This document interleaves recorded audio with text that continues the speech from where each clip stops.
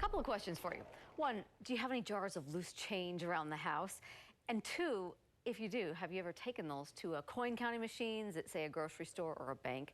If you have, you expect them to be accurate, right? You certainly do, Deanie. And right here in Utah, those machines are not regulated by any outside agency, which means you don't have weights and measures checking their accuracy like, say, gas pumps. So, KSL Investigators took thousands of dollars in coins to check them out for you.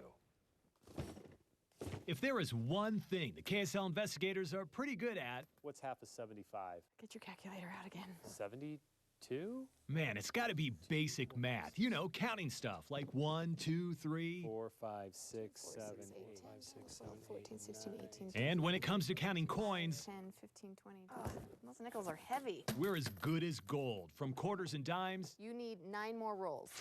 to nickels, and So the pennies will be easy. we spent hour after hour counting more than $2,000 in loose change. We're going to need 20 rolls of dimes. And while that may seem like a colossal waste of time, if you're like John Evans and your business depends on it, And then the coins down in here, accuracy means everything. it's someone's job.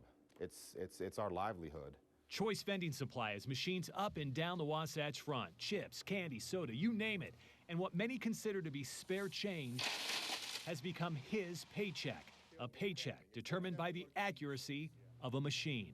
It'll break it down to how many 5s, 10s, 20s, how many quarters, nickels, dimes were put in. Now, John has a couple of money counters of his own, giving him a pretty good idea of what he has earned before taking it to the bank for a final count. But for you and I, unless we count coin by coin by coin on our own, we are at the mercy of these automated machines. And if you're wondering just how accurate they really are, well, so were we. And that is where the seemingly frivolous counting comes into play.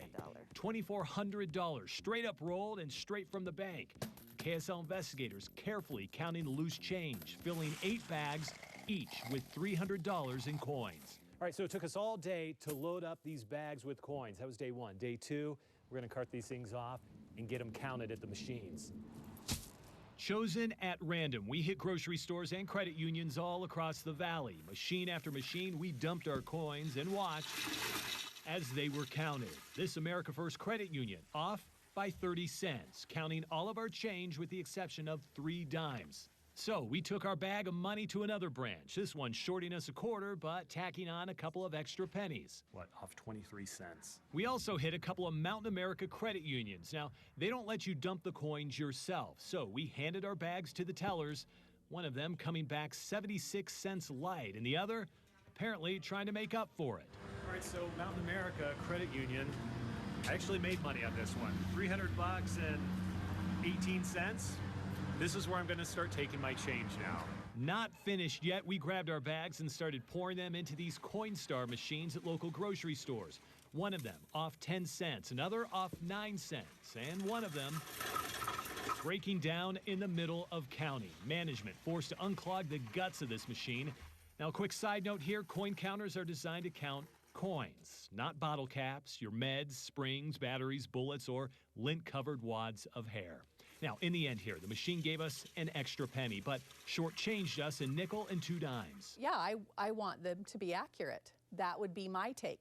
Teresa Hunsaker is a consumer educator with Utah State Extension, and we showed her our findings. On average, the coin counters were off 18.5 cents for every $300. Now, for most of us, she says, no big deal, right?